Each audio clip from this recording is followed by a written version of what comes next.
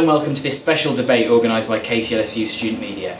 Last week at the Student General Meeting, 348 students voted for and 252 voted against the BDS motion. BDS calls for boycotting, divestment and sanctioning Israel over the issue of Israel's occupation of Palestinian territories. The motion was voted through, but the KCLSU Trustee Board have decided not to implement its resolves. Okay, so if you guys introduce yourself going down the line instead. I'm Josh Boyle, and I'm the treasurer of the KCLSU Society. I'm Brady, and I hold several elected positions in the Union of Jewish Students, and I'm a former committee member of the King's College Jewish Society. I am Darren, Cohen. I founded the Israeli-Palestinian Forum.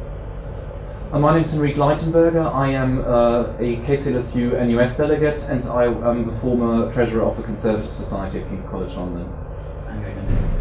I'm Theo Williams, and I'm an Arts and Humanities rep on the KCLSU Student Council. I'm Shanice McBean. I'm the outgoing president for KCL Feminist Society. I'm Nadine, Almanasfi. I'm the incoming president of KCLSU. I'm Sara, Abbas, and I'm the former events officer for KCLSU. So before we start the debate, let's have a look at what happened at the SGM. Make a fairly short and impassioned plea against discrimination and oppression. I do not believe that the apartheid analogy is factually incorrect, as someone in the audience tried to insinuate. I was born in 1994, the year that apartheid fell in South Africa, and I asked my parents when I learned about it, about Madiba, about his relationship with the father of my nation, Gandhi, and about the effect of the boycott on South Africa. I'm going to ask all of you here today who are trying to abstain, who want to vote against this motion, what are you going to tell your children when they ask you about apartheid falling in Palestine? What are you going to tell your grandchildren when they ask you why you did not vote for boycotting boycotting Israeli goods and services in support of Palestinian people? So I would encourage you to vote against this motion because it basically does not directly affect students. Thank you. We are KCLSU. Though we are a representative body of the Students' Union, we do not live in a bubble. We live in the world. A world where injustice happens. A world where oppression happens as well. So for someone to come to me on this stage and say that we should only be focusing on this university campus, shame on you. Sorry. I challenge the fact that us endorsing BDS as the tactic to deal with the problem as complex as the Israeli-Palestinian conflict is the way forward. I don't believe that running the risk of alienating a large amount of our students, I don't believe that running the risk of affiliating ourselves with an organisation that has one solution that proposes to this, I don't think that's the right thing to do. I'd much rather see us put a lot of work into getting a few things right around education, around dialogue, around empowering our student groups on campus to take those stances. But as a union, I would always want to stay one step ahead of saying this is one tactic that we will endorse at no matter what cost. It says all those who are members of the National Military Organisation for a term of 6 months or more in the period dating from 1937 up to the establishment of the State of Israel receive this ribbon. I don't know what that counts as in some people's opinion, but to me that sounds like glorifying and abetting terrorism. Thanks. In the end of the day, it's always about Israel, it's always about Jewish. It was never about Syria, never about China. The only thing in the last 20 years probably since apartheid, which King's College is taking and stand is Israel. Nothing else. On top of that as well, it's been said that this solution, this conflict is complicated, it's difficult. It's not difficult. It's only difficult if you think it can be solved by economic cooperation or American-led diplomacy. Where has that got us? Israel has all of the cards, economic, military, diplomatic, everything. The two things they don't have, human rights and the people. Okay, so the results are as follows. For the motion, 348. Against the motion, 250.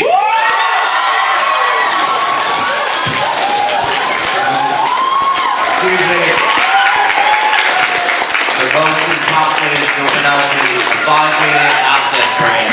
5 minutes. Please take your King's Point with you and leave your room. Goodbye.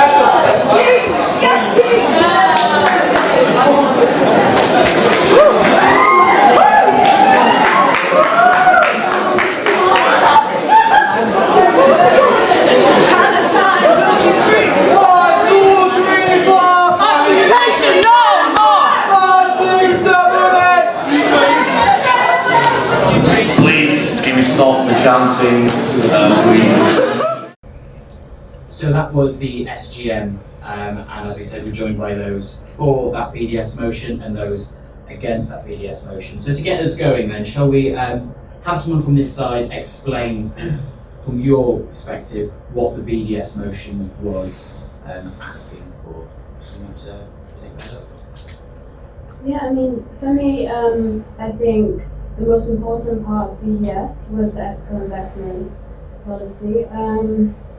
Just regarding King's investments in certain companies which may be complicit in activities in the illegally occupied Palestinian territories. So for me, that BDS, it wasn't about singling anybody out. It was very anti-racism, pro-human rights, and pro-ethical investments. And that was the most important thing, abiding by international law, and that's why I sponsored it. So, anti-racism, pro-human rights, what was your issue with that motion? Yeah, I would say that actually, I think it's wonderful that if you want to take ethical investment, that is a core. But the point is that if you're going to adopt a political movement, you are adopting all of it, and not the part of it that you want. And there are many things with the BDS movement in particular, which have moral dubiousness and which have some very difficult stances which make it alienating to Jewish students or to Zionist students.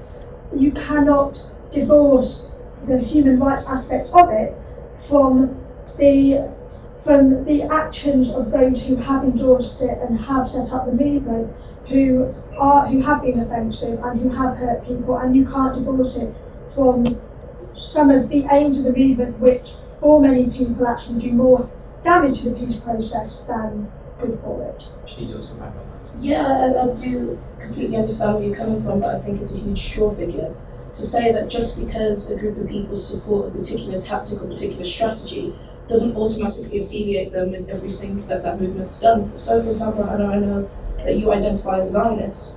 Now, I'm not going to therefore say that because you identify as a Zionist, the Nakba is your fault, and 850,000 Palestinians being evacuated from their homes was something that you need to be responsible for. I wouldn't say that because I think it's a straw figure to do so. I think we need to be clear about the actual resolves of the motion. The resolves called for to pressure KCL to divest, to investigate its ethical investment policies, to put up a plaque, and to raise awareness of the policies of Israel. I think it's the motion we have to speak about rather than straw figuring each other. I have one remark to make, because the depiction of the BDS motion as being mainly about ethical investment, and which is something which I believe the majority of those at KCL can ascribe to regardless, is that it is insofar flawed as that the KCLSU Student Council earlier this year has already adapted a motion calling for a revision of KCLSU's ethical investment policies, trying to exactly prevent this kind of issues of KCLSU or KCL liaising with companies or corporations involved in human rights abuses or being complicit in such. So to therefore use to say that the BDS motion was simply to promote the idea of ethical investment is flawed, because simply there is already such a motion in place, there is already such a policy to be formulated and approved by KCLSU, and then to single out a single state in which human rights abuse are supposed to happen is to really put that nation on the spot and to define it as the pariah state against all other company or against all other nations have to measure themselves in terms of I think we're going to go over some ground below before, but just we're going to go back to this side and back in, and we're going to move on to Okay, just to come back on what you're saying, that motion is put forward in the student council was for KCLSU, not for the college. And the thing is, like, BDS is a call by Palestinian people. It's a call by more than 170 Palestinian NGOs and civil organisations. So we're responding to the call as a solidarity movement. The motion, all it explicitly talks about is researching into unethical companies that with the occupation of the Palestinian territories. So yeah, just come back on your point about the student union. It's just the student union, not the college itself, and the college is what we're targeting. The links that has the G4S reviewing and Bleeding Springs, that we got rid of in 2012. So. I just wanted to ask a question more than anything. You didn't really, you made the point that it was about ethical investments, particularly with the occupied territories. But what I would have liked to have seen is more of a distinction and more of a nuance between Israel and the occupation, which I don't think was there. it was very much endorsing the BDS movement, which doesn't make that distinction. So why didn't you make it more targeted? Just it's generally. Okay, very briefly. I mean, I think if you look at the three main objectives of BDS, I think it does make that distinction quite clearly. It says the restoration of all Arab lands that were occupied in 1967. So that includes the West Bank, the Golan Heights, areas like that. It includes the right of return for Palestinian refugees and full equality for Arab Israelis. So there is a distinction there you can see between full equality for Arab Israelis and the return of the occupied territories to Palestine. It is making a clear distinction between Israel and the territories. I think that actually Arab Israelis do have full equality under the law in Israel. Arabic is a official state language of Israel. There are Arab Israeli members of Knesset. It's not. I think that to call for it, it's not really. Okay, we're going to sort of move on, but we might come back to that a little later. So we'll talk about what we saw there at the SGM, what happened there. Darren, in an article for Roy, you said it spawned hatred and animosity. Yeah, that's sort of what you mean by that. I think I admire your aims in general, in that you take human rights approach to things. I don't think that this tactic is right. Why? Because it does really polarize people, but it also creates, and I know people will definitely refute this claim, but it does create a binary opposition between what you see as purely good Palestinians and what I can see as demonizing Zionists, both on campus and Israelis in the region. It doesn't put enough attention to the fact that there are many Israelis that are against the occupation, that try and support the peace process, whatever you think of the peace process, and try and encourage solidarity and collaboration between the two peoples. And I know that's part of an anti-normalization strategy, but I think that you actually need to put more emphasis on dialogue, and especially on campus. I mean, I don't think it was one of the implements of the results of the actual motion, but one of you has claimed in articles that one of the aims is dialogue. I don't see how this actually can encourage dialogue, because it really does make it Israel's wrong and the Palestinians right without any nuance on the matter, which there is a nuance, and it's a very complex, long history between two very legitimate claims to the same piece of land. And I just think framing it in this way of Israel demonizing Israel, and Palestinians coming along is factually incorrect, but also creates binary opposition morally, which I agree with. Yeah, I mean, when we talk about Israel, we're talking about the state of Israel, we're talking about the government of Israel. Yeah. So we're not demonizing any Israeli individuals, and in the results it said that the BDS motion that we're putting forward is targeting institutions. It is not going against individuals. So, this is what we've said in our motion, and it's up to people to read our motion and to understand what we're trying to say. I mean,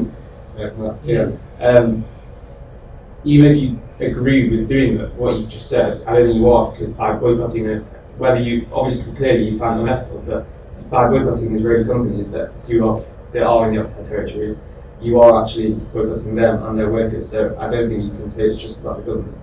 Yeah, but which you openly have a problem with that. So I don't know why you're not saying it.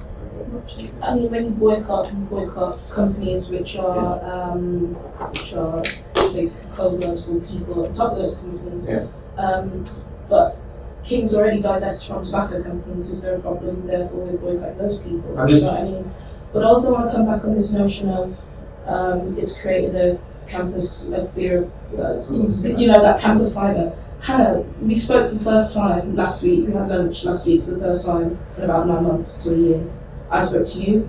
I've been, we've been having cordial conversations. I've even been speaking to people that I quite dislike.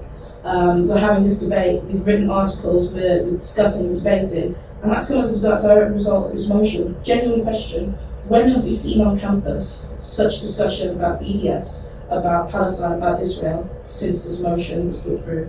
So what about that whole kind of atmosphere around the debate? Sara said in an article, you referred to it as sort of being earnest and heartfelt. It's not necessarily malicious, is it? I think the problem is, I would definitely agree with Shanice and with the other speakers on the point, but it has obviously created in the short term a very strong a good climate for dialogue and debate as we are witnessing as we speak here. However, we cannot really be assured that this is going to be the long-term effect of it, and that was going to be the long-term effect of the BDS version, because what it did provide was for KCLSU to take a very precise stance on the issue and to promote that particular stance, thereby already favouring one side of the issue clearly over the other, and that could have, in the long term, led to the opposite point of view, the one that we are defending here, of being ostracized and in the long term being delegitimized by the student union, as it clearly runs counter to some of their main beliefs and as they were formulated in the BDS motion. Yeah, and both not only sort of the effects of what the motion of implemented could have had, but also sort of the atmosphere at the time as well. Nick Jovic said in a comment, an email, or sort of a statement or something, said that a lot of people were feeling threatened, vulnerable and unsafe in their own university, even leading some students to cry. This was disgraceful. What do you say to that? And this is someone who sort of supports your side. I would say, obviously, we don't want an environment where people feel unsafe. I don't see anything in the BDS motion that would lead to people feeling unsafe. It never says that Zionists are not allowed to express their opinion, that anti-BDS, that people who are opposed to BDS are not allowed to express their opinion. And coming back to what was said earlier, I think it's important that the student union doesn't just turn into a debating club. We've had this discussion about BDS. It was democratically decided that this was the best approach to take. The anti-BDS side is perfectly welcome to keep formulating arguments, keep coming back and putting forward motions to the student union about what they think the best approach to the situation is. And that's the point, to you, Josh, that's the point, isn't it, that sort of it is a student union, not a debating club. At the end of the day, decisions are going to be made rather than just sort of going on one hand this and on one hand that. There is that. In my personal view, I don't really think that this is the sort of thing the student unions would be disappointed. In my view, student unions. Why do you say that? As I was saying, I feel that student unions should be for student issues. We should be fighting for things like better. No classes on Wednesday afternoons so that people can go out and play sport or be involved in things like this, like the news. I think we should be focusing on printing charges, on library holdings, and things like that. I think whilst it is absolutely fantastic that people feel so strongly about these things and feel that they should campaign on these things, I absolutely agree that they should campaign on these things, I feel that the student union is not the appropriate place. Again, it's completely arbitrary. So would you say, therefore, that the way in which NVES mobilised around South African apartheid, they shouldn't have done that, precisely because someone has an opinion that it's not the right thing to do? The point of the matter is student politics and organising the student union around these questions works. And we're not just talking about politics, we're talking about people's lives here, and oppression and liberation. So if it works, what's your argument against that? Yeah, I'd like to comment also on, because I have to admit, almost with hesitation, I was one of the students that cried quite a lot, who felt highly uncomfortable in that room and has never felt that way for almost the entirety of my time at King's until my last week at university when this question has come up. And so I'd just like to take the opportunity to explain why it's seen as to create an unsafe space, because I think it's something which perhaps isn't fully understood. And I think it comes down to the fact that whether people like it or not, essentially, there are many students like me for whom Israel is a core part of their identity. And it feels very much, whether it's intended or not, it feels very much as an attack on identity politics, because it's about trying to single out one part of my identity, which is important to me, and trying to paint it in an entirely negative light. And that is why it feels to us as if it's unsafe, because something like BDS doesn't give us the space to actually act on those as much. Like if we want to buy Israeli products, or if we want to support Israel, if we want to, express that part of our identity, it now feels as if the university is a space where that's not welcomed because it's been painted in such a way. And I think that is a very difficult thing to grasp but it is a very important thing which does affect a lot of people and deserves the respect. So an attack on identity. Yeah, I mean, it's a core part of your identity, and I can, you know, when I hear you speaking about this, I can tell you're very passionate about it. I just want to flip it round to the other side. The Palestinian students who have already seen that, you know, maybe they go to King's and, you know, they're aware that their university that they pay fees to, that they support, they're involved with, has contracts with companies that are running in the newly occupied territory. So, you know, there's two sides to it, and I'm sure, and I really don't want to reduce your emotions at all, or not acknowledge your emotions, but I'm sure if it was the other way around, if the vote went the other way around, there would have been people also deeply hurt on the other side as well. So there's two sides to it, and again, I don't want to belittle your emotions at all, but I'm just saying there's a flip side to it as well. I just want someone else on this side as well to comment on the point of view put forward from this side of it being a threatening environment, or not threatening, but sort of an environment that made you sort of cry during that. Someone in here wants to sort of comment on your view on that. Well, I mean, it wasn't our intention.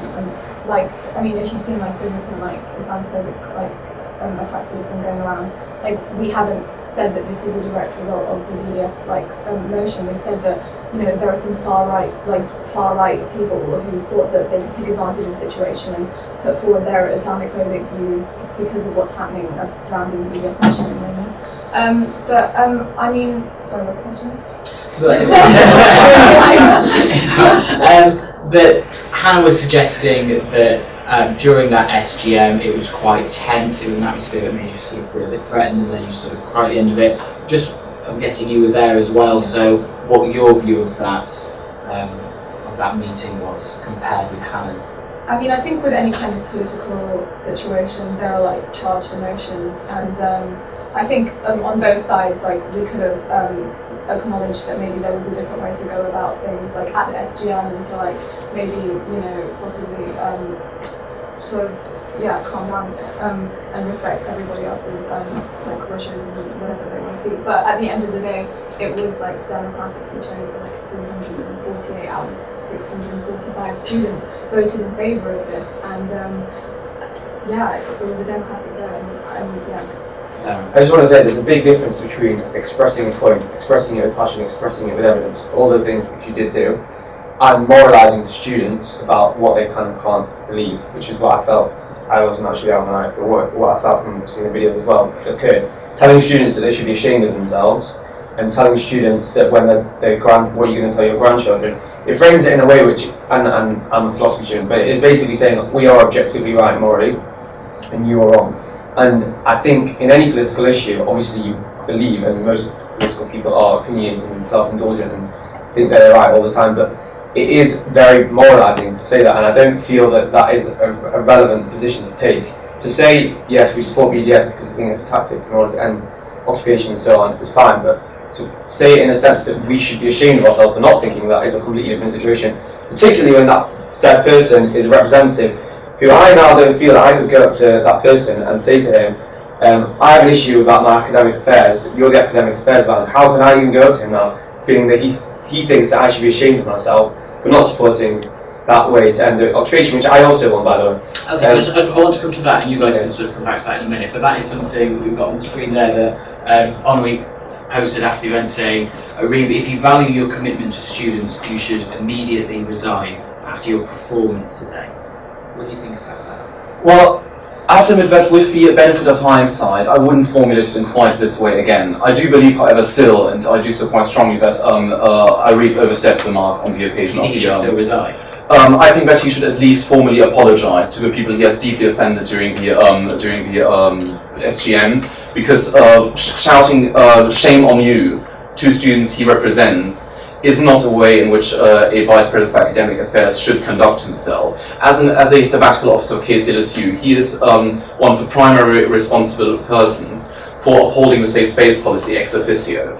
And for him then to go on stage and to behave in such a manner is completely inappropriate for someone in his position. And as Darren has pointed out, it's gives people the impression that unless they share the points of view of Henrique, they're not capable of going up to him and sharing their concerns with him, because he dismisses them. And after the debate at the SGM itself, he wrote a message to a student to criticize him for his behaviour, and he said that he will continue to fight for the students that matter instead of all students that are at King's College and have legitimate concerns. And I think that is a question that Henrique needs to answer, and that's one I think I think that he should take responsibility for his behaviour at the SGM.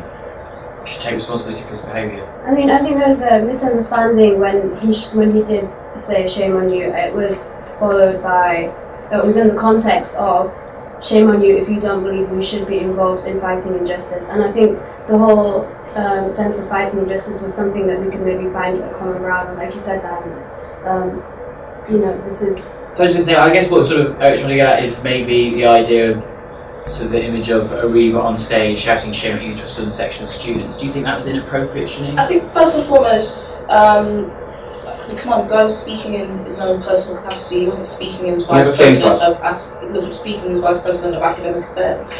But secondly, if I recall correctly, people who were in support of the motion got called racist that night, and someone who's been fighting against racism for years, to have someone on stage who make that accusation without substantiating it was actually fairly intimidating, which is why I left the room.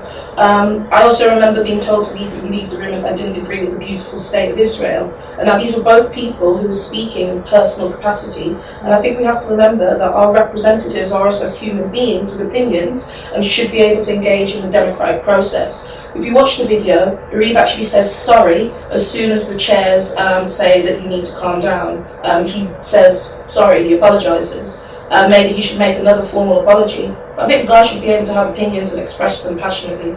That should be able to. But I'm saying, and this is what my big issue is that it's framing it in a way which is that we aren't good people. Because having shame on someone is to frame them as not actually having values. And as I said, I want the occupation to end, you want the occupation to end. We don't agree with how it should end. But what about the point she's putting forward that people from the against side were calling people for the motion racist? I'm saying all these things are obviously wrong. Yeah. Can I make a point on that? Because I think we should all agree on the fact that these comments made by particular students on the night of the SGM were wholly inappropriate.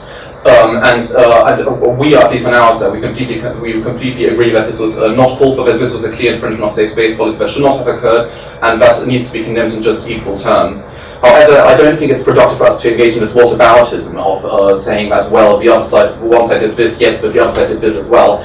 I think the main issue here, as I pointed out, is not so much of Henrique going on stage and expressing his personal views, which is wholly entitled to, and which obviously he is allowed to do so with passion, but it's also a question of how he delivers it, and that it is very difficult for him. And as far as I'm aware, he did not actually disclaim at the beginning of his speech, correct me if I'm wrong here, that he was speaking in a personal capacity. He went on stage and delivered his speech, not making a differentiation between his personal capacity and his capacity as a student sabbatical officer, which is one which is already in itself very difficult to separate. And I think that's what should be appreciated. Okay, unless anyone wants to sort of pick up anything. I was just going to say, I don't really think it's fair to have this debate about a really like he can justify himself, but justify it himself, so it's not really. I think it's more both the examples of being called racist and shaming on people and so on, all these kind of things are about the same. I agree. I just wanted to pick up on one thing. When Arib said shame on you, that was, he directed that to people who didn't want to do anything about injustice or oppression. Now, everyone on sat opposite to me is saying they do want to do something about injustice, and I wholeheartedly believe you when you say that. In the context of the SGM, that was Arib responding to people who were, effectively denying there was anything wrong with what Israel was doing in the West Bank and Gaza. I just want to mention that Arib was elected, he won the election, and people know what he stands for before he ran. We've already experienced a year of Arib as Vice President. We know we're getting with Arib, so I just wanted to put that, bring that stuff up. Okay, I'm just going to move on then to the fact that the motion then passed, and the SGM went on to the Trustee Board for approval. And the Trustee Board, what happened then was a sort of, what I think we all agree is a kind of halfway house, almost non-decision, trying to please both sides, publishing the aims of the motion, but then not acting on them. Sebastian said in a statement that the board decided that the motion, as democratically approved by Student General Meeting, should stand as a record of the majority view expressed on the issue. but that we should not act upon the results given the laws that govern us as a charity and our wider objectives as a charity. Basically, if they put any money or resources into it, they say that it would make it illegal. This has got to be a sort of crowd pleaser, I guess. Would you say, Darren, that you've won at your side? No, I personally, I don't think everyone will agree with me, but I actually don't support it at all. I'd like to see the legal basis, which is still unseen, for why it's been deemed illegal. But from as much as I understood, and was it Alberta, met with the trustees beforehand to make sure it was legal.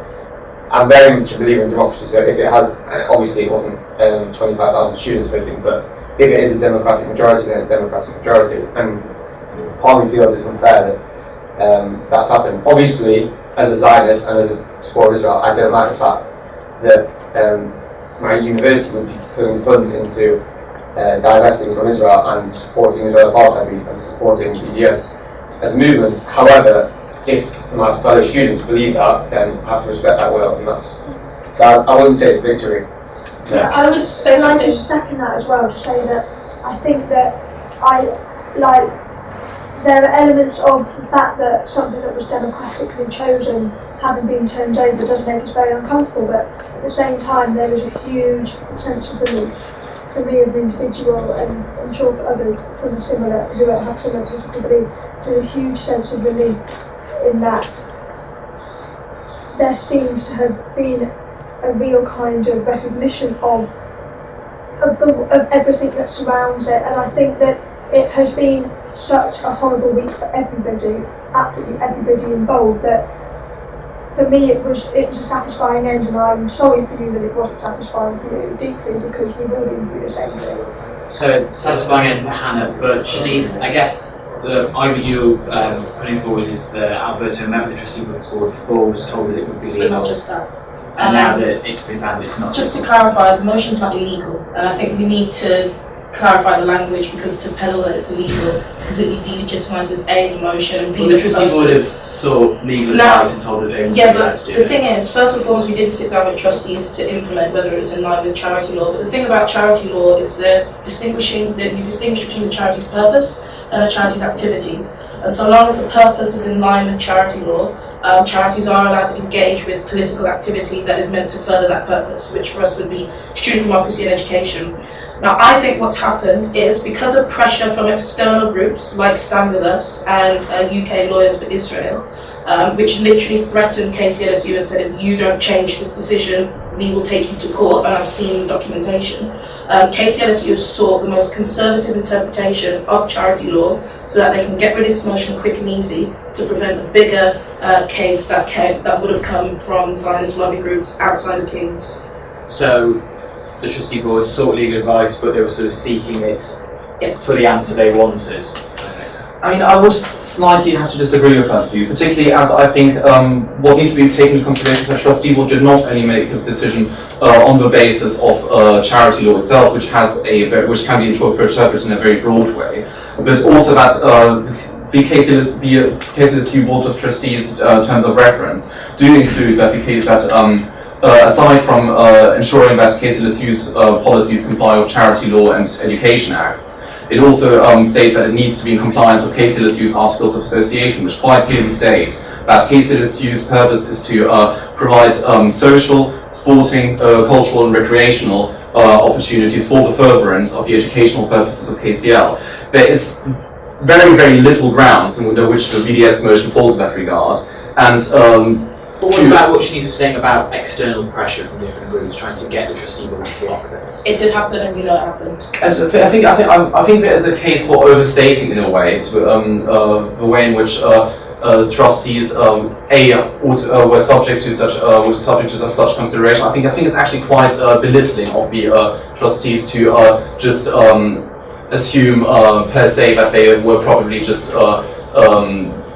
put under pressure and therefore decided to take the easy way out because they were simply too cowards to stand up for what was right. I think to speak in such terms is actually quite insulting in a way to the trustees who stand on the to sit on the Trustee Board and who try to make sure that KCLSU does comply with its existing law, does comply with its regulations, internal and external, and to make sure that KCLSU's policies are in the promotion of the interests of all KCLSU students. Okay, I'll just sort of read out a couple of things. Ben Judge, who was on the Trustee Board speaking in personal capacity, said the decision not to allocate KCLSU resources to promotion was absolutely the right decision, and that the decision reflects the serious implications of promotion, if made official union policy, might have for KCLSU. Alberto Torres says that what does student democracy mean if a bunch of 12 mainly white middle-class men can sit down in a room and block the democratic vote of 600 students?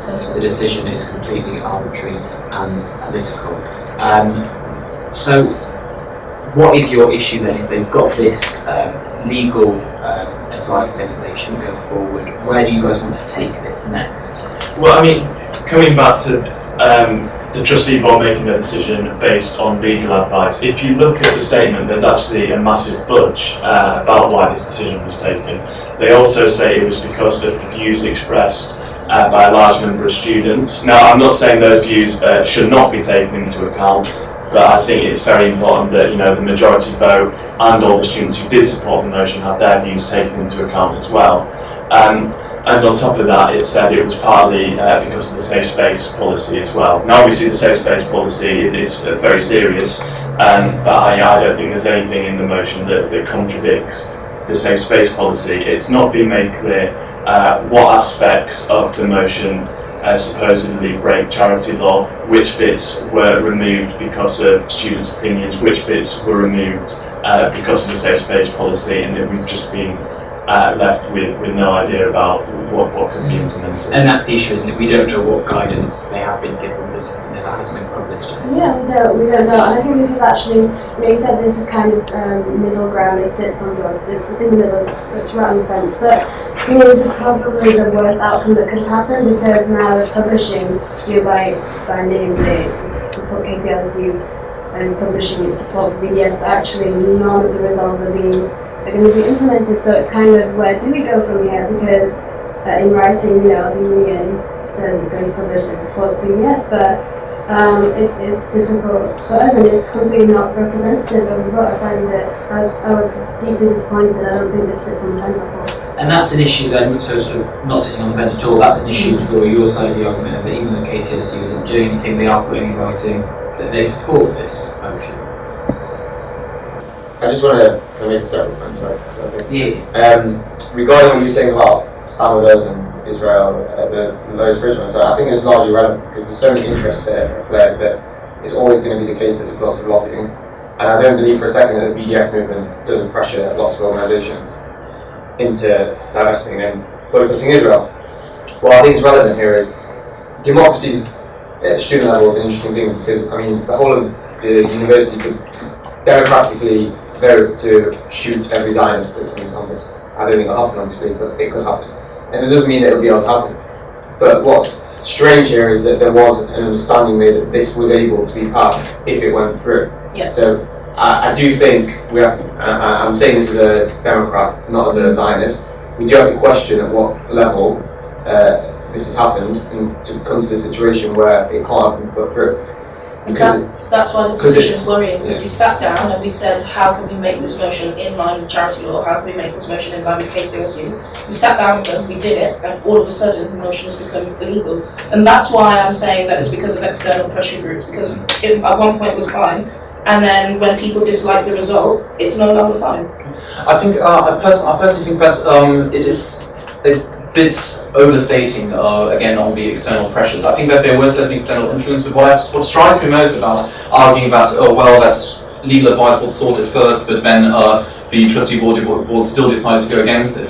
I find it striking that no one has brought up that eventually the eventual result of the motion at the SGM, the events that followed subsequently to the SGM, that the impact of the motion in itself, that these events or these factors could not in any way have influenced the decision of the Trustee Board, because when looking at, as we have talked at nauseam now already in the first part of the discussion, as to what effects this has had for many students on the anti-BDS side, those who have opposed the motion,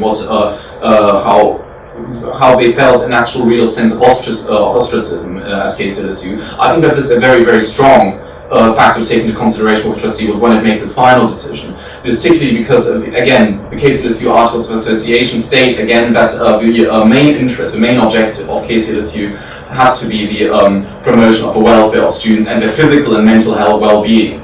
And the events immediately following the SGM suggested that this was at serious risk, and to discard that as a potential influence is, I think, a bit narrow. And to make a last point, I think there was also a very, very big backlash in terms of student voice when within 24 hours more than 220 King students said that they asked the Trustee Board to revise its decision. Obviously, there was lobbying on the other side as well with the Oxford Activist Petition Network motion. But I think it is actually a very good compromise because it does recognise the democratic voice by saying that we are going to publish the motion because it is the voice of the KCLSU students. But I think we need to make sure not to descend into tyranny of the majority. Yeah. Wow. Last time I heard that. What about, sort of from your perspective now, in terms of being for this motion, this decision has been made, what is the next step now for you guys in terms of taking this forward? Well, that's what we're trying to work out at the moment. I'm sure you'll see when a decision is made. Yeah, obviously, it was a big. Well, actually, I wasn't as surprised as I'd have liked to have been when the Trustee Board made their announcement. We have to kind of reorientate ourselves now and work out what's the next, and I'm sure you'll see hopefully very soon. And is this something that's going to be going back to student council and things like that, and all these votes again and again and again, things like that? Sorry, the main thing that I think needs to be dealt with now is student democracy and the fact that what we put forward, it wasn't our motion is useless now. And that's not right. I mean, they basically just said, okay, we'll give you some space on the website, but no, you can't implement the active aspects of our motion. So this is a question about student democracy at the moment and how 12 people at the top can completely render everything that we've been doing since September, since 2011, since the harbour boycott useless. So. And what would you have done differently if you were to run this again, or do you think that it is purely KCLSU's play? Well, I mean, the clear signal we've got is that KCLSU is not listening to 348 students and they're silencing our views. So it is a bit like, where can we go from here? Where's the limit? What are we going to be stopped at? How do we know what's acceptable? We've dealt with the Trustee Board before we put the motion forward. We put it to an SGM so it's more democratic instead of student council. We took all the measures we could possibly take, and at the last step, we've been shown that we don't have a voice really. Just want to make one point about the fact that you did bring it to the trustees before. The original motion, and I know you've dressed it up as human rights and so on, the original motion was a lot worse than this one, and that shouldn't be forgotten. But yeah, you did modify it and dilute it in order to not be illegal, essentially. But the original one was calling for culture and academic boycott and was actually attacking everything that our university has decided they want to stand for, i.e. academic freedom and collaboration. And I just would suggest to you, and I know you won't listen obviously, that you don't carry on with BDS motions because the university isn't going to listen, basically. And I think your time and energy and resources will be invested a lot better by education, collaboration, discussion, dialogue, and like the cultural events that you do, which I think were great. Not constantly attacking Israel and demonizing Israel, which I don't actually think is what Palestine society should do. It should be about Palestine. I could see Shanice wincing and something to Shanice. The whole point, first and foremost, of bringing the motion is not for it to be a bureaucratic end in itself. You don't pass a motion and then expect to save the world. The whole point of socialists running elections, the whole point of putting these motions through is to raise arguments, to be able to raise arguments and raise, that sort of that sort of buzz around campus, to be able to win people to your side, to be able to win and raise arguments. That's the whole point of raising motions in the first place. But it is actually important to target where the colonialist project is coming from, which is the Israeli state. The whole point of boycott is to put pressure, economic and political, on a state that is currently engaged in a colonial project. And unfortunately, you don't do that just by sitting down in the skills room having a debate. You do that by actually engaging with political movements on the ground. Okay, thank you both thank you very much. That's all from us. Remember, if you want to continue the conversation on Twitter using #BDSKings. Thank you for watching and to our panel.